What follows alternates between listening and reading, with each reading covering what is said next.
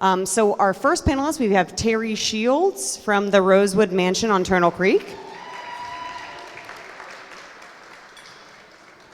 Next, we've got Rod Baker with DFW Parties. Then we have Molly Jennis with Fingerprint Design. Chris Harmon with Harmland Visions. Don Mamoni with the Mamonies. Jamie Holder with Creme de la Creme Cake Company. And then last but not least, Miss Anastasia Stratton with Concepts by Anastasia. I'm going to give this over to Jaime now. All right, well, panelists, thanks again for being here. We have a lot of experts up here, and we look forward to hearing everything you have to say. We'd like to get started with something very, very simple, a little bit of background. How did y'all get started in the wedding industry, and why did you choose this industry? And we'll start with Molly.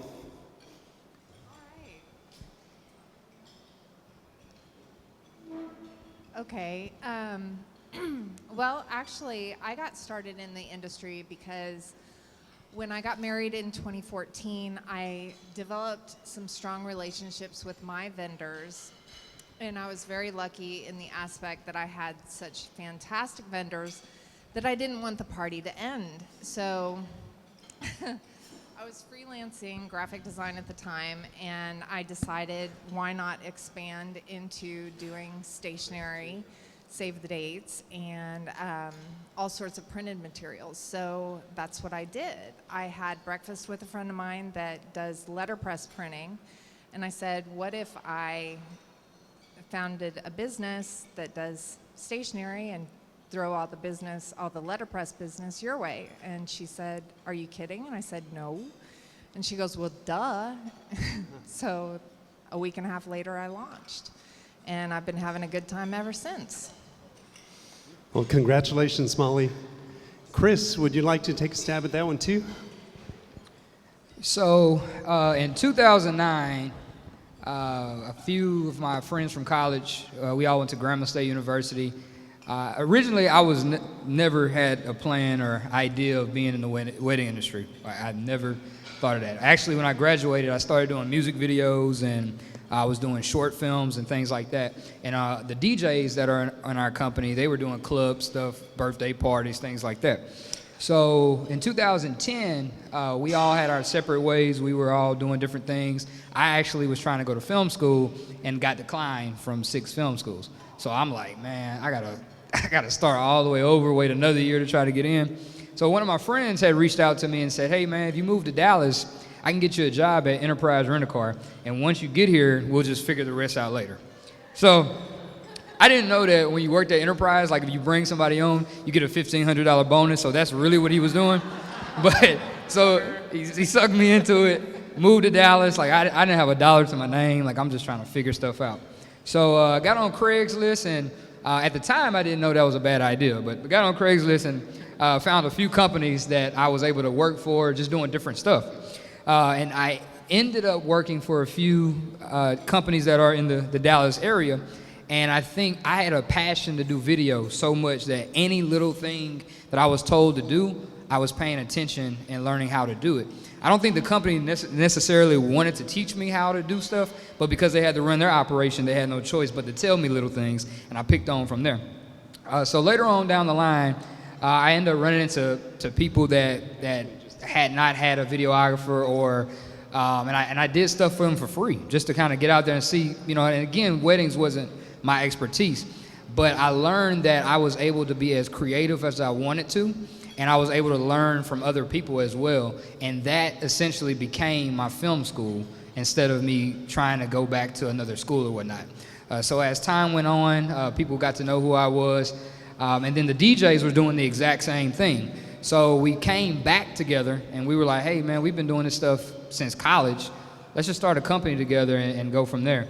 And ever since then, now I'm on the stage. Like, it's kind of crazy. Thank you, Chris. Next question. What is one important thing that you want other vendors to know about your job? We're going to go with contestant number 1, Terry Shields. Hello, everyone. Gosh, about my job. It's endless. You know, I'm in a pretty unique situation, and I'm happy that I know that. And I think that from a vendor perspective, I think that it's important that you know that I know where you're coming from.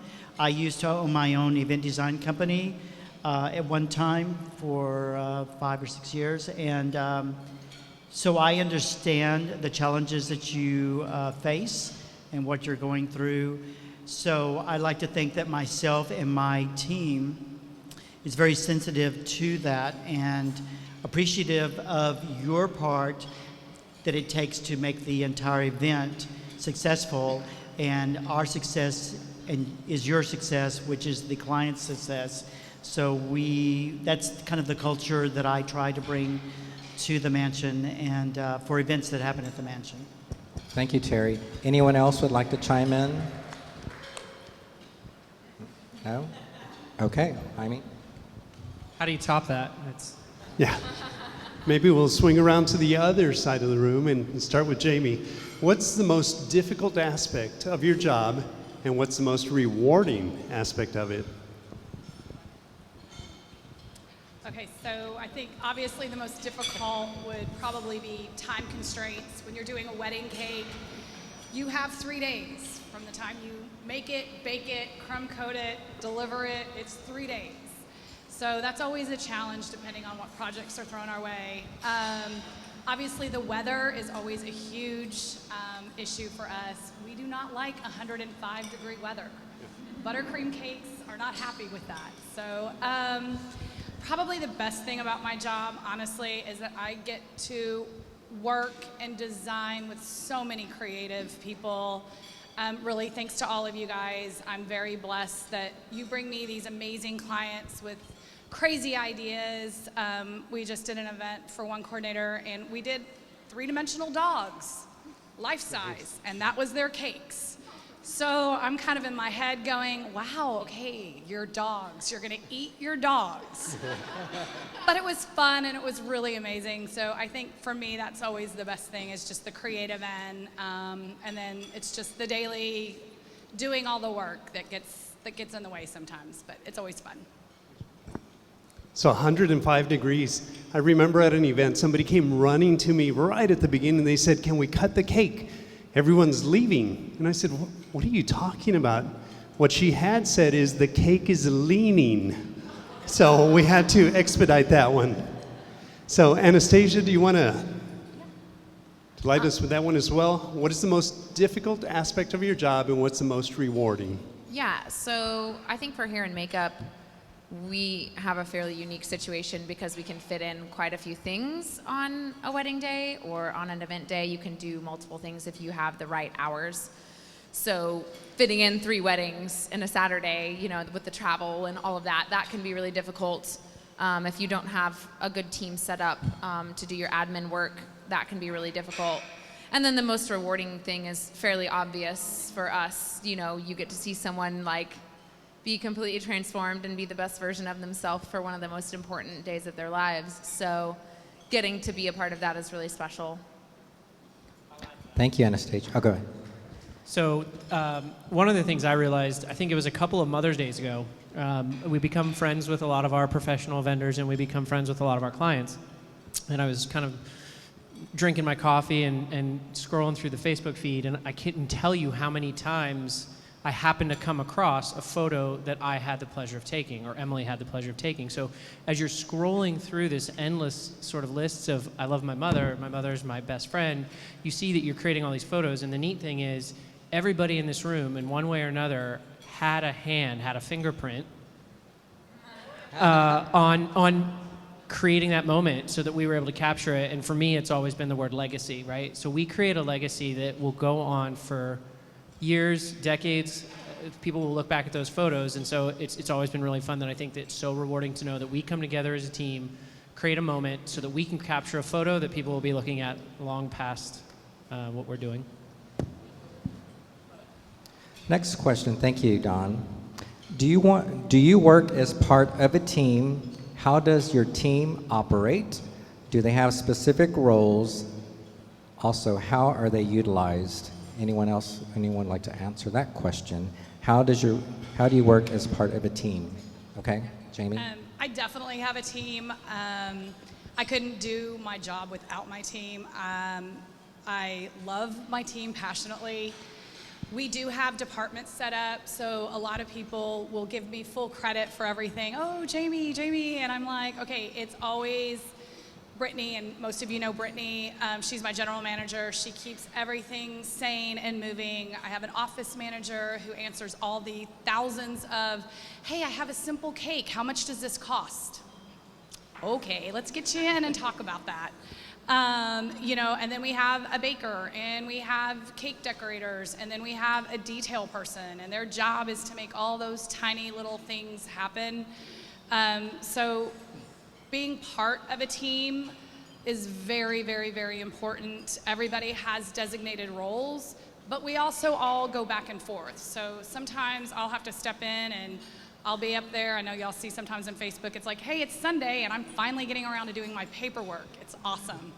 Or somebody's up there at 4 o'clock in the morning because we had a last minute order that we have to make happen. So definitely being part of a team. I don't know how anyone who doesn't have a team can make it in this business, because you really do have to trust the people that have your back and you have their back, I think. Rod? Yeah, I'm the other extreme. I'm the world's worst delegator. World's worst delegator. So for me, if I have a weakness in everything I do, I feel like, yeah, it's the inability to get to where I want in terms of building a team. I am taking steps in that direction. I have a assistant who now helps me load in, load out, which has been just a godsend.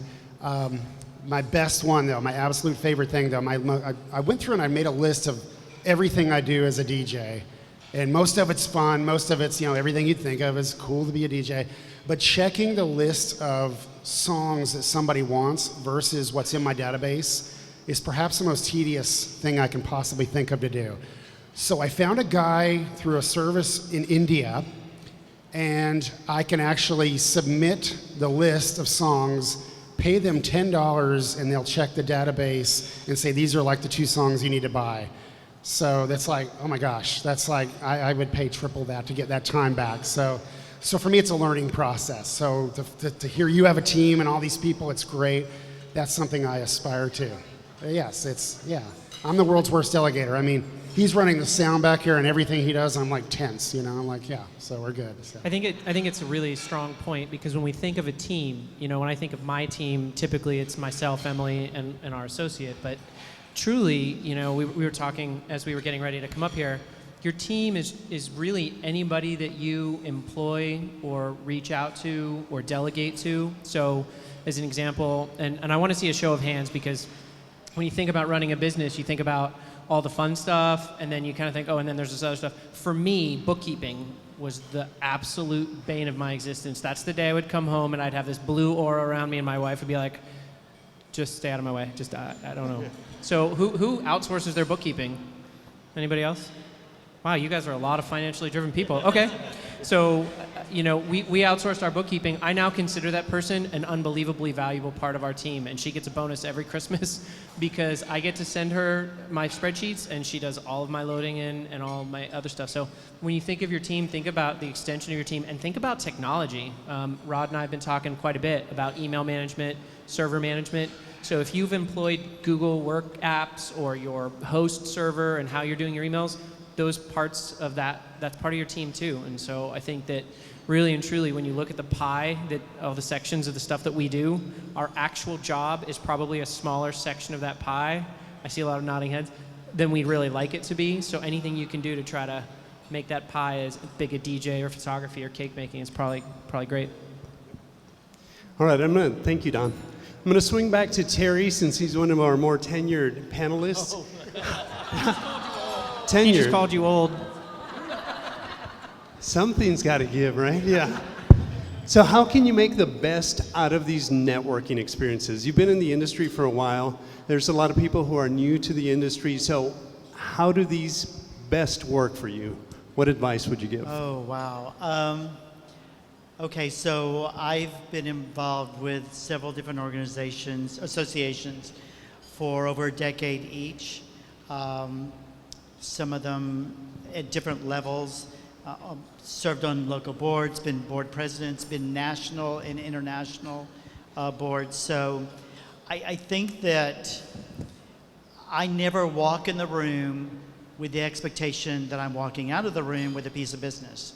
And if you're coming into the room with that expectation, you need not come in the room. And I know that's pretty blunt, but if you do what you need to do, and if you are truly who yourself, the business will come. What you're here for is to let people understand who you are, what your business ethics are, what you represent, what you do, how you do it maybe uniquely than anyone else, what you're excited about what you do, because you need to convey that for anybody to pick you over the next company down the street that does the same thing. Fortunately, the companies that are not here are not being represented, so you have an advantage there. But I think coming in, having meaningful conversations during networking, how is it going? Everybody starts out with how's business, and if business is great, you can talk about how great it is and how busy you are. If it's not so great, you still talk about how busy it is and how crazy you are. Because you don't ever want anybody to know that. But it's just building upon that, getting people to know who you are, and getting to know who they are, and how you can collaborate. All of this is about collaboration, and I may not be able to use you today, tomorrow, next week, or this year, but sometime down the line, I've picked up the phone and called somebody that I've known a couple of years through one of the organizations that now's the time I need this service for what I'm doing for this client. And I know exactly who to go to. So it happens. And this is my Rolodex. This is truly my Rolodex. I do not ever call anyone in a business that is not part of an association. It's just a fact of life. Why would I call somebody through the Yellow Pages or somebody I haven't met or I do not know, as opposed to somebody that I've met, I've shared a cocktail with, I've sat at lunch or dinner with, at one of the organizations I've gotten to know over maybe a short period of time or maybe a very long period of time, but that knows me, and we can have a trust of the same values in what we're trying to produce. Thank you, Terry. Now, one of the things, some great advice. One of the things that we really insisted on when we first started this organization is I asked a lot of people, what are some of the pros and cons to some of the other organizations that you've been part of and stuff like that, and consistently everyone said, I don't like to be sold. Hi, my name is so-and-so, I'm a DJ, would you like to da-da-da-da? Nobody wants to be sold, so our charge here at SWP was really about building friendships, and we hope that when you walk away from this organization, that's always the case. Molly, would you like to share your thoughts on networking? Sure, I just have a little bit to add. It can be just as simple as following up with people, consistently following up. When you meet new people and you exchange business cards, email them. Email them the next day and follow up on those emails. I've met some great people, some of them in this room, that it was just an email and following up on that email. So that can be a very simple thing to do.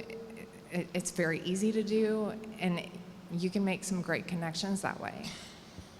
Molly, that's a great idea. In fact, at our last happy hour, I got like 3 or 5 cards, and the next day I had emails from new people saying they want to have coffee with me and do one-on-one. So everyone should do that. Just don't get a card and put it in your drawer, put it in your Rolodex away. I mean, that's why people give you your cards so you can network. So I really believe in that. Our next question, how do you become someone's preferred vendor? Do you pay to get on a list, or is it based on the relationships you've built? Anyone would like to start? I'll jump in on that one. I don't judge anybody for paying to be on a vendor list if that's a thing, but that's not how I roll. To me, it's really about, kind of like what we just talked about with the networking, it's building a relationship. So I'll give the example. If I'm going to a venue for the first time, I'll reach out, I'll get the nickel tour, I'll go get a 10-minute tour. Then when you do the event, you're there, you already have that name recognition. Then if a couple of days after that you send them a thank you note, oh my gosh, it was great, thanks for showing me around before, it really helped the day of. And then if somebody were to give you a good review after you have your event, I share that with them and say, hey, this is the event that we worked together, we really did this. You've contacted that person 4 times without once being pushy. That will get you on a vendor list faster than anything else I can think of right there. So. Anyone else like to add? I think it's important to kind of consider the fact that aside from a piece of paper with ink on it, I think that Terry's point of we are all in the business of making sure that we all succeed, and that succeeding means that our clients have great events. Our partners look great in front of those clients. So much as I like for somebody to hand out a piece of paper with our name on it, it's even more important when somebody might think for a specific client under a specific set of circumstances that call them Mamonis. I think they're going to be a really great fit for you. And that person knows that I'm an extension of their team. I'm going to well represent them. And they have no thought in their mind that if they interact with Don, he's going to be prompt and courteous. If they call Rod, he's going to be there. He's going to be on time, and he's going to be professional. So it's more than I think maybe necessarily paying to be on a list or just kind of, hey, can I be on your list? It's about being a part of the family that they're recommending, and that they know they can do that with confidence. Just to pick it up a little bit on what Don and Rod actually talked about, one of the things that I found valuable was just really being genuine and not doing things necessarily for yourself, but doing things for other people. One of the things that, just kind of going back a little bit onto the team thing, is I kind of took myself out of the equation a lot, and a lot of what I do with my company is to provide opportunities for my team. And I take that same mentality with each and every vendor that I work with. It's so much as a style shoot. I know, and video is very hard to just get seen off of a style shoot. It's more of a photographer thing. But spending the time with that planner, that photographer, making their vision come to life, that's the same thing that I'm actually looking for, is wanting them to help me come to life. So you have to really put in and show them that you not only just want to get their business, but you also want to see them succeed.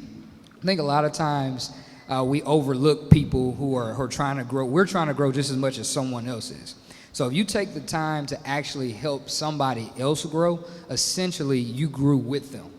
That's just my 2 cents on that. Thank you. Jamie? I'll just add to that very quickly. I think, the preferred vendor list, I'm kind of with Rod on that. I think it's a trust thing. I think you earn the right to be on that list. You earn y'all's business, sending us business. It's what Don was saying, you're there on time, you're organized, you're ready to go. I totally agree too, is you're putting in the extra time. I mean, before I was, creme de la creme or whatever, I was a kid in college starting my business, and I would help cover chairs at my venue. Like, this person referred me. I want to go out of my way. I will do whatever you need. You need me to take out the trash? I'm happy to take out that trash for you. You're busy, you're running behind, let's do it. Let's make it happen. So I think a lot of times going over that tiny little job description, that's what it takes sometimes. And you know what? I'm on their preferred vendor list to this day. And that's all I did, was I spent an extra maybe 30 minutes covering some chairs for her. And we're really good friends now too, so hey. Thank you, Jamie. All right, and we'd like every event to be perfect, right? But how do you deal with conflicts with other vendors? Yeah, take them out. Who would like that one? Rod? Straight to me on the conflict, okay. It's this DJ trust thing that we have going. The best way, in my opinion, is just straight on. Just if there's an issue, and I think of the event as a greater good, and it's kind of like when you sit at the table and play poker and you can't figure out who the sucker is you. I consider the weak link if I look around and I find who is maybe less experienced or who needs the most help, jump in and help that person. If they're really butting heads with you, just deal with it head on if that's possible. You know, if there's a planner involved, defer to the planner.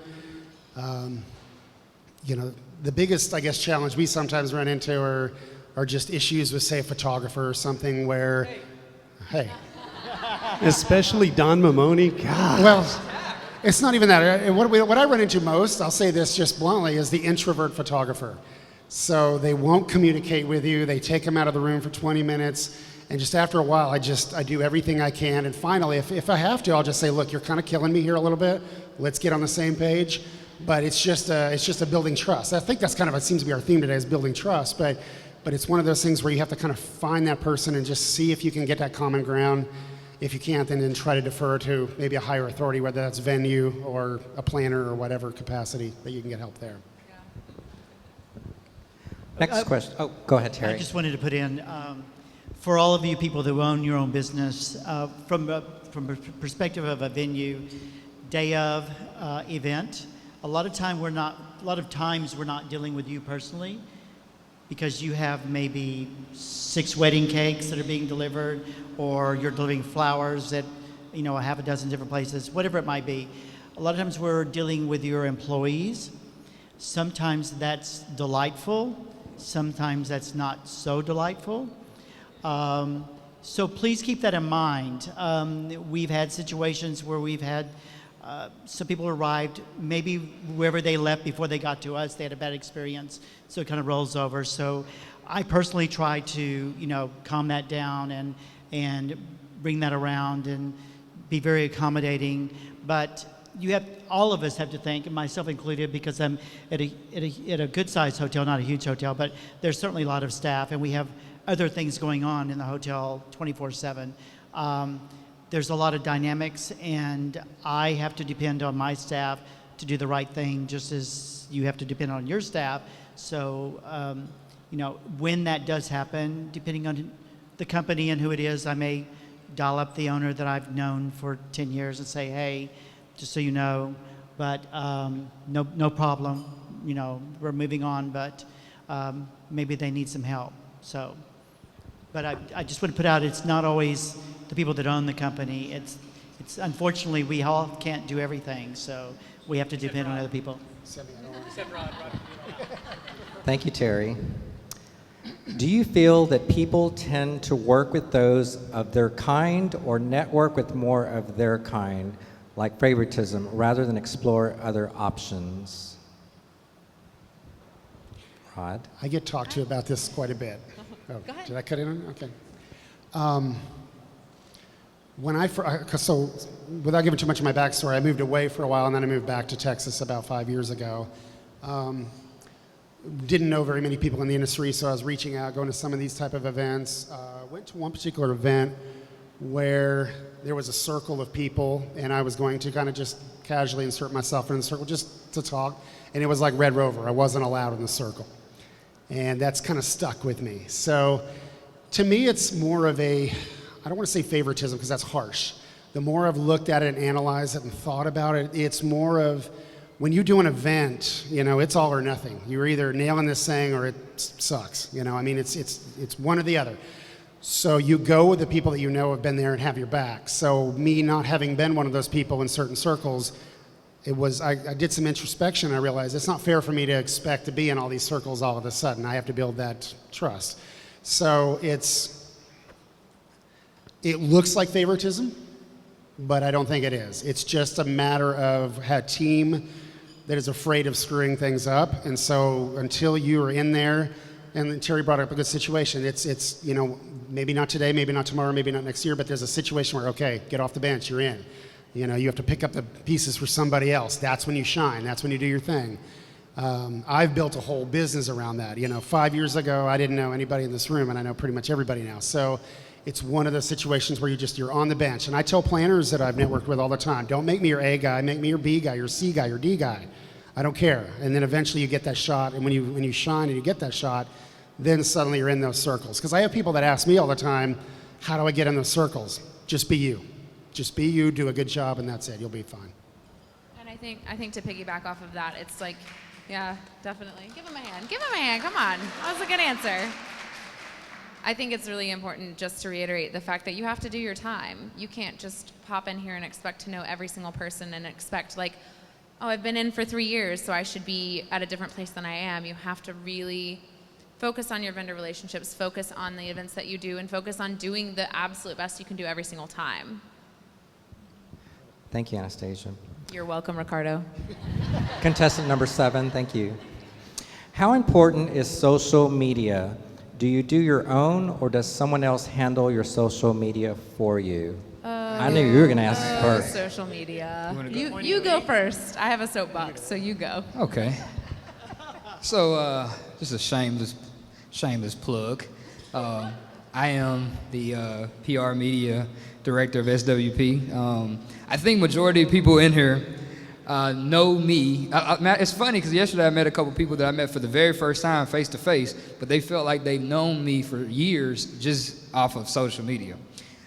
Social media is a storytelling method of advertising. It's not you just post a picture because you feel like it. It's not you just write a status because you feel like it.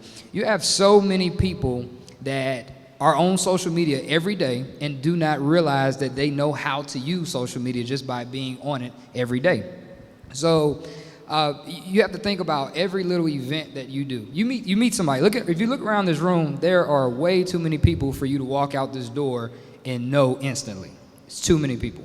However, if you're being genuine and you're their friend on Facebook or Instagram, whatever the case may be, and you're constantly showing them every weekend how hard you work with other vendors, how much time you put into your business, you have sold them on your business before you had a full conversation.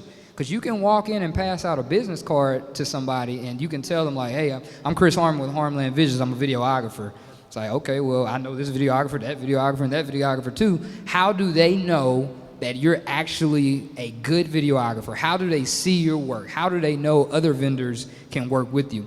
And social media is the fastest and easiest way to get to that. Because everybody in here, no matter if you tell me, I don't know anything about social media, everybody in here has a Facebook page.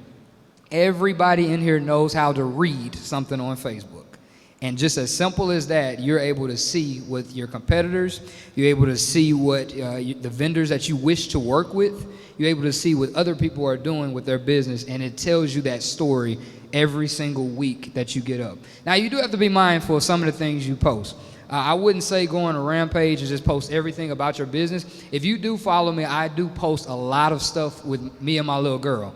Just if you've known me a year ago, you've known that she was in kindergarten, not doing, anything of nothing. This year, she's in cheerleading. So you watch her as she grow, and you know a part of me that I don't necessarily have to tell you one-on-one. You see my life story to the product on the weekend that I'm still able to handle my business and run a successful business. So if I can give you any advice on that, social media is very big. I mean, you don't have to let everybody know every aspect of your life, but the more you put out there, and everybody's watching, because as soon as you do something wrong, they're going to text or call somebody and tell somebody about you anyway. So you might as well give them what they want and let them know how genuine you really are and how good you really are just by social media.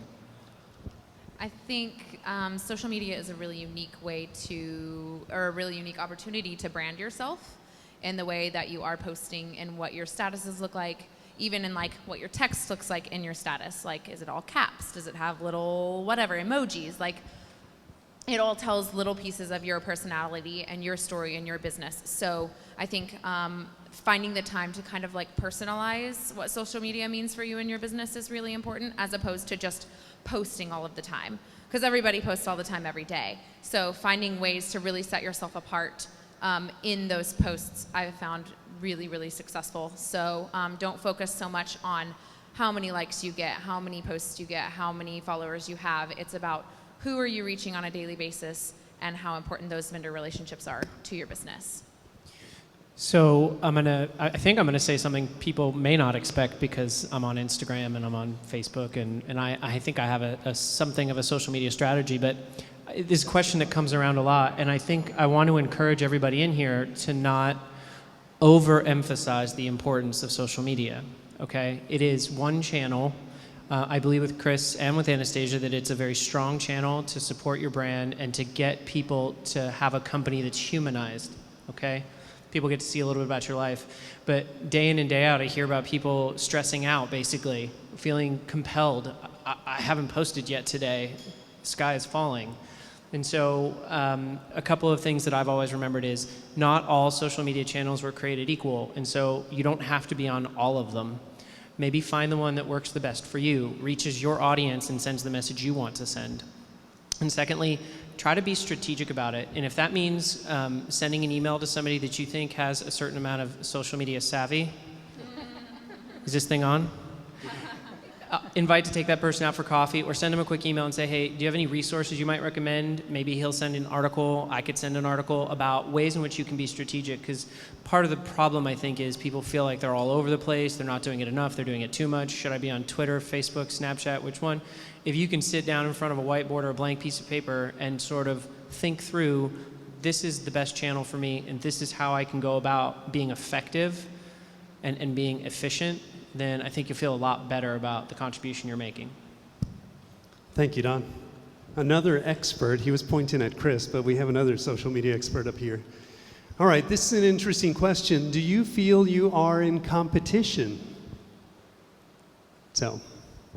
In competition with whom? Right. Do you feel you have to prove yourself to someone? If so, why or why not? In competition. So I think a lot of the DJs, a group of DJs, at least all my peers, we used to think in terms of, oh God, he's going to compete against me in all these things. And at some point we started realizing, wait a minute, there's 47,000 weddings. So that means there's about 900 weddings every single weekend, right? So if we have 10 DJs in here, can each one handle 90 events per weekend? And we started referring each other, and all of a sudden we were all booked. So I just wanted to get anybody's take up here. Do you feel you're in competition? Yeah, I'll be quick about it. I think we would be selling ourselves short if we didn't think that there was a competition, and because any one client can only hire any one professional vendor. But I agree 100% that, well, first of all, Dallas is something of a mythical unicorn. I lived in a lot of different states and a lot of different cities, and business in those cities doesn't exist the way that it does in Dallas. And I may be saying that now because I've been here for 10 years and y'all are my bread and butter. But there's a lot of camaraderie and openness and honesty amongst professional people in the same discipline. So some of my favorite photographers help me elevate my game because I'm sort of making sure that I'm putting out a product and providing a service that I feel is on par with them, and I hope I do the same. So I think largely, yes, it's a competition, but I don't think it has to be a knockdown, a drag out, I win, you lose kind of competition. It's sort of, and I've always felt like you're your own best competition, right? If you can do it better than you did it the day before, then you won. Anyone else? Yeah, I think that every day you have to have the mindset that you're competing with someone, but the cushion is that you can't do it all. So if you have the mindset that you're competing, you're working hard, you want to be the best at what you do, you're only making yourself better, but in reality, I mean, you can't do 47,000 weddings. No company here can do 47,000 weddings in a year. So you do want to be mindful that there are people who are your competitors, but you want to learn from them because they can help you get better. They can show you avenues or ways to get additional income or get additional business. But at the same time, you have to have that mindset that you are the best, because if the minute that you start to think, well, it's 47,000 weddings, I'll get my weddings, that's when you don't get none of that 47,000 weddings. But if every day you fight to be the best in your mind, that you're the best DJ or the best videographer, best photographer, and being mindful that there's still another 1,000, maybe 10,000 photographers out there, or 1,000 DJs out there. There's somebody after your business. There's a planner that's giving your business away because you think that you were there, and you have to always work every single day. You can't think that you can't be. You can't be stable. You can't think that, you can't be comfortable just thinking that you're done. You're never done. Everything changes every year. There's different marketing strategies. There's different things that come out that attracts different people, and you have to be on top of that game to make sure that you're above the water. One last thing there. I had somebody come up to me at a networking event once that said, I'm going to knock you off your pedestal. I'm going to beat you. Those were the most productive 2 or 3 weeks I had after that, because it was like, no. I'm in the abundance philosophy as well. There's plenty for all of us, but you know what? If somebody gives you that edge, if I know I'm competing with LaForce or Jaime or Randall or anybody, it does make me work a little harder and a little, that edge is fun. That edge is fun, and as long as it's not a competition that I want to put him out of business or anything like that. It's more of a, hey, are you going to get that one or am I going to get that one, Jaime? We're going to get this. One of us is going to get this. If you keep it fun, then that's the joy of it, in my opinion. Great, thank you so much. Our last question, what are your favorite and most successful marketing tips? All right, so here's the thing. When you work in a profession that has as many folks and as many different disciplines as this one, I think that you get a lot of opinions, and a lot of people are going to come along and say, oh yeah, you know what's going to work? This. And I think that we've touched upon a lot of points today that come back full circle, and Rod said that the theme of today's event is trust. And I think that that's true. So what it really boils down to is how can you share with the people that are going to provide you with clients and those clients and the fellows that are around them that can become your potential clients, how can you convey to them the level of trust? A lot of the reasons that you see people faltering or not succeeding isn't necessarily not because they're not good at what they do.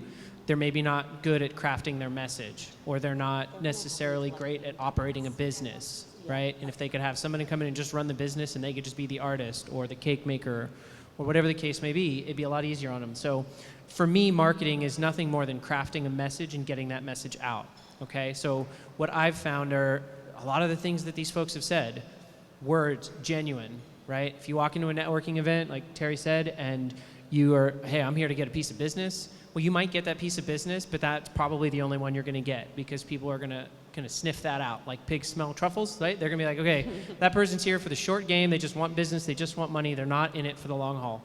So whether it's social media or whether it's print advertising, I think you make an impact. I think you share with everybody how truly genuine you are. And at the same time, if you can show that you're good at what you do, and at the end of all of it, that the success of the people around you and the clients you serve is your end goal, then it doesn't matter necessarily what the marketing effort is, it's going to work. I'll add one thing. I'm terrible at marketing. Everybody knows that. It's not my forte. I don't, even being up here, I'm sort of like minor panic attacks, but it's not my thing. I think I've been very lucky to build relationships. It comes back to that trust again. So marketing, we've tried things and they didn't work. So don't be afraid to try things.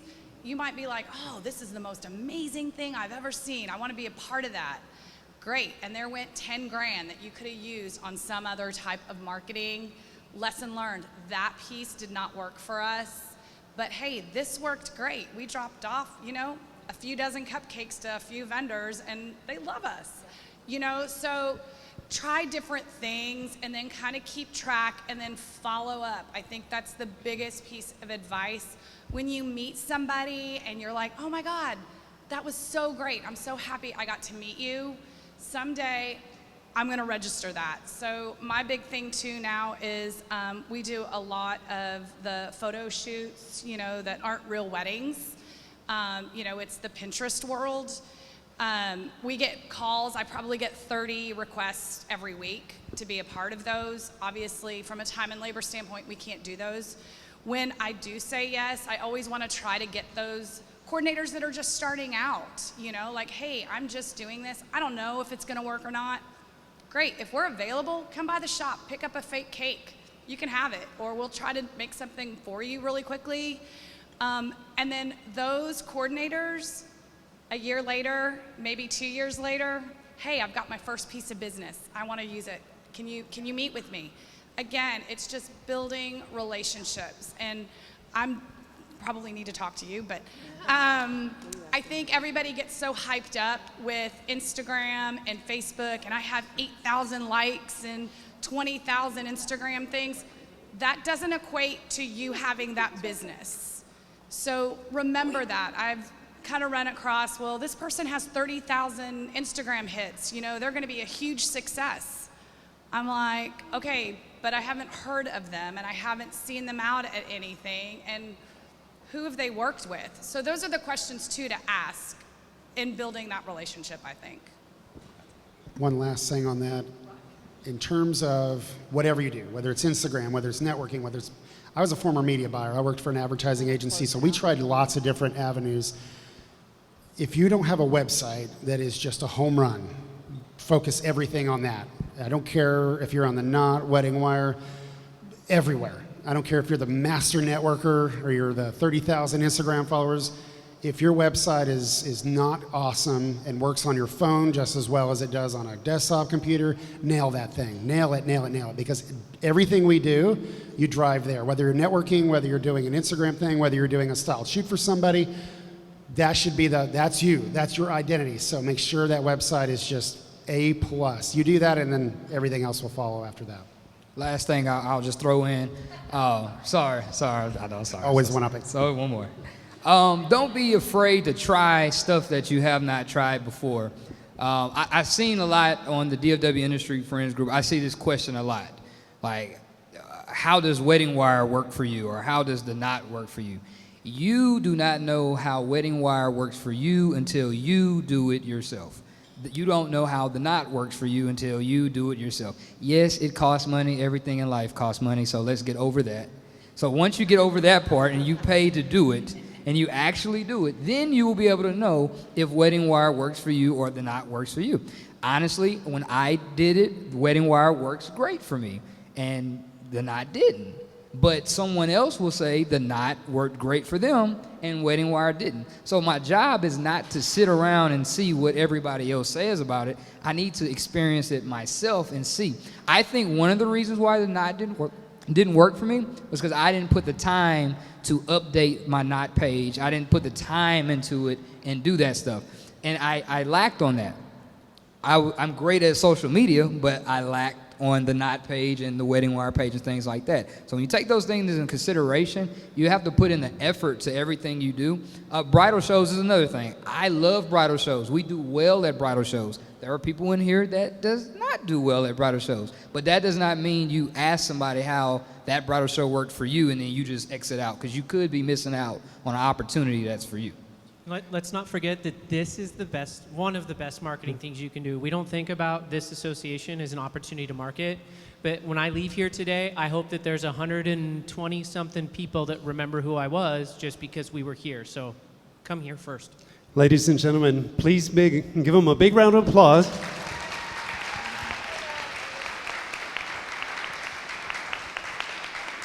And I encourage everyone to continue this conversation. You know who they are. You know what their expertise is. Please follow up with them. Panelists, thank you so much for sharing your time.